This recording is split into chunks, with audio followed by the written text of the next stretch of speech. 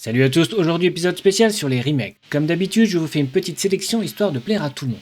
Pour rappel, un remake est une nouvelle version d'un film qui a déjà existé, soit pour en faire une adaptation pour un autre pays, soit pour en faire une version plus moderne. On commence avec La Guerre des Mondes, un film de science-fiction réalisé par Steven Spielberg en 2005, avec Tom Cruise dans le rôle principal. Le film raconte l'histoire de Ray, un docker divorcé et père de 2 enfants, Robbie et Rachel. Un jour, une série de phénomènes étranges se produisent. Une multitude d'éclairs tombe du ciel sans raison. Ray découvre rapidement que ces phénomènes ne sont pas des causes naturelles, mais bien une invasion extraterrestre qui surgit des entrailles de la Terre. Il va devoir tout faire pour protéger ses enfants et trouver le moyen de fuir la guerre qui se prépare. Anecdote, La Guerre des Mondes est le remake du film du même nom sorti en 1953, réalisé par Byron Haskin. Les deux films ont même un lien entre eux. En effet, Steven Spielberg demanda aux 2 stars du premier film, Jane Barry et Anne Robinson, de faire une petite apparition dans le film. Le réalisateur a utilisé une technique innovante, de la 3D pour créer un storyboard du film, ce qui donne un avantage contrairement au storyboard papier, d'avoir une vue d'ensemble de chacune des scènes, décors, personnages, position des caméras, etc. On passe à True Lies, un film d'action américain réalisé par James Cameron, sorti en 1994. Le film met en vedette Arnold Schwarzenegger dans le rôle de Harry Tasker, un agent secret américain qui mène une double vie en tant que vendeur d'ordinateurs. Jamie Lee Curtis incarne sa femme, Hélène, qui ignore tout de la véritable profession de son mari. Mais Harry découvre une conspiration terroriste qui menace la sécurité nationale, et va devoir jongler avec sa vie professionnelle et personnelle pour les arrêter. Savoir que True Lies est le remake du film français La Totale sorti en 1991, réalisé par Claude Zidi avec Thierry Lhermitte et Sylvestre Héry. Chose intéressante, Claude Zidi et James Cameron ont été condamnés par la Cour d'appel de Paris pour contrefaçon de scénario au profit du scénariste français Lucien Lambert. On continue avec Les Infiltrés, sorti en 2006, réalisé par Martin Scorsese, avec Leonardo DiCaprio, Matt Damon, Jack Nicholson et Mark Wahlberg. L'histoire se déroule à Boston, où la police lutte contre le gangster Frank Castello. Billy est un jeune policier infiltré dans le gang de Castello pour tenter de le faire tomber. De son côté, Colin est un membre de la bande de Castello qui a infiltré la police et travaille secrètement pour lui.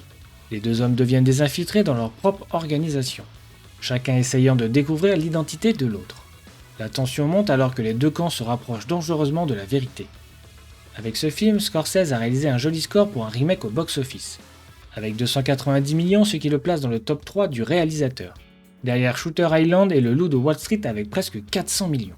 Les Infiltrés est inspiré du film hongkongais Infernal Affair, réalisé par Andrew Lo et Alan Mak, sorti en 2002. Il sera suivi en 2003 par le 2 et le 3, formant une trilogie. On passe à 3h10 pour Yuma, un western américain sorti en 2007, réalisé par James Mangold avec Russell Crowe et Christian Bale. Dan, un fermier endetté, est engagé par le shérif local pour escorter Ben, un célèbre hors-la-loi, jusqu'à la ville où il doit être jugé et pendu. Dan accepte la mission pour gagner de l'argent et sauver sa ferme, mais il se rend rapidement compte que ce sera une tâche difficile et dangereuse. Ben est un homme intelligent qui va utiliser toutes les ruses possibles pour essayer de s'échapper. Mais sur la route, ils vont devoir faire face aux bandits et aux tempêtes de sable, tout en développant petit à petit un respect mutuel. Le film a été tourné dans la région désertique du Nouveau-Mexique entre octobre et janvier 2017. Mais la période choisie pour le tournage ne fut pas de tout repos pour Russell Crowe et Christian Bale, car il faisait particulièrement froid surtout la nuit. L'équipe du film s'est même retrouvée avec 1 mètre de neige après une tempête. Ils ont dû enlever la neige ou la recouvrir avec de la terre sèche pour continuer à tourner. 3h10 pour Yuma est le remake du film éponyme de 1957, réalisé par Delmer Dave, un film en noir et blanc qui suit la trame similaire du remake. On continue avec L'Armée des Morts, sorti en 2004, réalisé par Zack Snyder. Le film suit une histoire de Hannah, une infirmière qui travaille dans un hôpital. Alors qu'elle rentre chez elle après une longue journée de travail, elle constate que la ville est en proie à une épidémie de zombies. Elle parvient à s'échapper de la horde de morts-vivants et se réfugie dans un centre commercial avec un petit groupe de survivants. Ensemble, ils tentent de survivre en barricadant les portes et se protégeant des zombies qui rôdent. Leur situation est désespérée et doivent à tout prix trouver un moyen de s'échapper. Anecdote, L'Armée des Morts est un remake du film de George Romero sorti en 1978, intitulé Zombie, devenu un classique de l'horreur dès sa sortie. Si Zombie a été tourné dans un véritable centre commercial entre minuit et 6h du matin, l'équipe de l'Armée des Morts n'a pas pu obtenir l'autorisation similaire. La production s'est donc installée dans un ancien centre commercial, promis à la démolition. L'équipe de décoration a recréé une quinzaine de boutiques complètement équipées, ainsi que des restaurants et de nombreux parkings. On passe à Ocean Eleven, un film de braquage américain sorti en 2001. Il a été réalisé par Steven Soderbergh avec un casting assez impressionnant. Le film raconte l'histoire de Danny Ocean, un ancien détenu, qui projette de voler les 3 plus grands casinos de Las Vegas, le Bellagio, le Mirage et le MGM. qui appartient tous au mania du jeu Terry Benedict. Pour mener à bien son coup, Danny réunit une équipe de 11 spécialistes, chacun ayant une expertise unique dans leur domaine. Mais l'équipe va devoir faire face à de nombreux obstacles comme une sécurité renforcée ou la surveillance constante de Terry Benedict sur son argent. George Clooney et les autres acteurs, pour réduire le budget relativement élevé pour un film de braquage, ont accepté de réduire leur salaire et de partager les bénéfices du film en échange.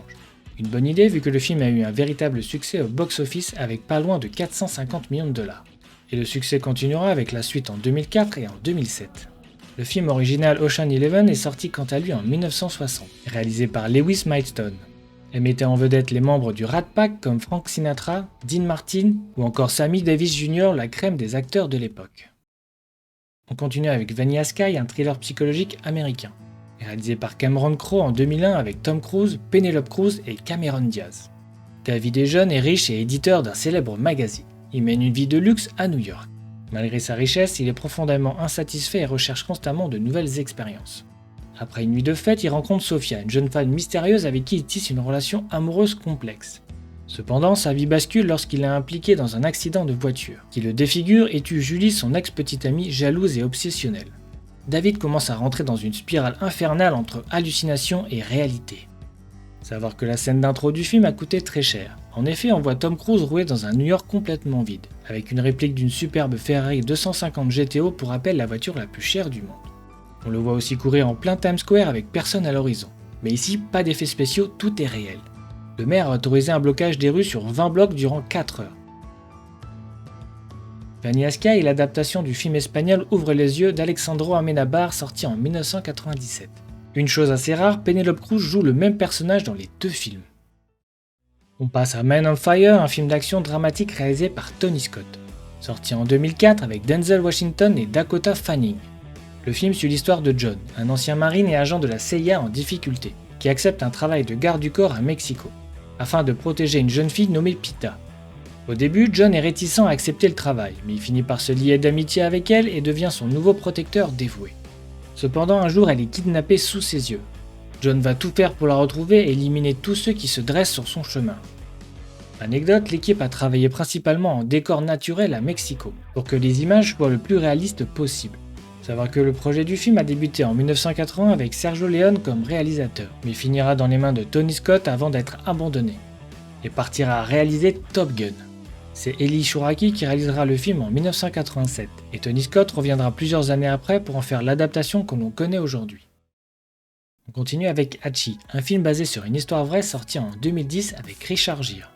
Un jour, Parker, un professeur de musique de l'université de Rhode Island, trouve un chiot abandonné sur le quai de la gare, et décide de le ramener chez lui. Au bout de quelques jours, il décide de le garder et de l'appeler Hachi, et développent tous deux une relation très étroite. Hachi, malgré l'avis de Parker, le suit à la gare tous les matins et revient l'attendre tous les soirs.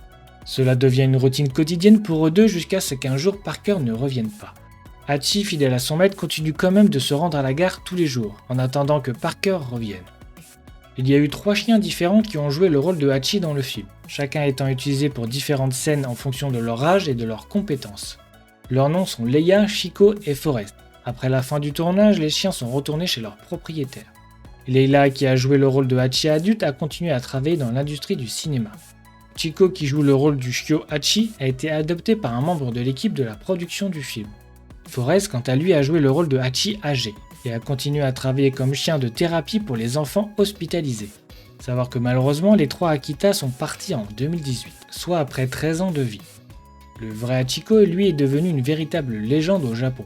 Une statue de lui a été érigée à la gare de Shibuya en son honneur. Le film est le remake japonais de Hachiko Monotokari, qui raconte la même histoire, seul le pays change entre les deux films. On passe à Dredd, un film de science-fiction de 2012 réalisé par Peter Travis, avec Karl Urban dans le rôle principal. Dans un avenir proche, les États-Unis ne sont plus qu'un immense désert irradié. Mega City One est une métropole tentaculaire rongée par le vice. La seule forme d'autorité restante est représentée par les juges, une police urbaine qui cumule les 3 fonctions, flic, juge et bourreau. Une nouvelle drogue se propage, la slow-mo, qui permet de percevoir la réalité au ralenti. La distribution est contrôlée par Mama, une ancienne prostituée devenue baronne de la drogue. Dredd, le juge ultime, se voit assigner une mission pour arrêter Mama et nettoyer la ville de la criminalité.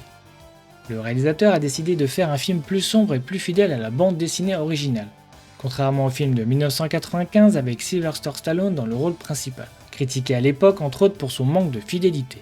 Pour le coup, dans cette version, Dredd n'enlève pas son masque pendant le film, pour rester fidèle au personnage.